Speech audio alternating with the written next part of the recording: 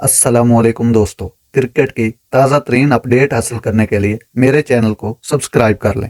भारत में schedule world cup में सबसे ज्यादा विकेटें लेने वाले मुतवक्के बॉलर की फहरिस्त जारी कर दी गई। क्रिकेट के मारूफ जरीदे ने 6 बॉलर की फहरिस्त जारी की है, जिसमें पाकिस्तान के फास्ट बॉलर शाहीन अफरीदी भी शामिल है। फहरिस्त में भारत के 3 बॉलर कुलदीप यादव, जसप्रीत बुमराह और मोहम्मद सिराज शामिल है। इस फहरिस्त में ऑस्ट्रेलिया के फास्ट बॉलर मिचेल स्टार्क और न्यूजीलैंड के ट्रेंट बोल्ट भी शामिल है।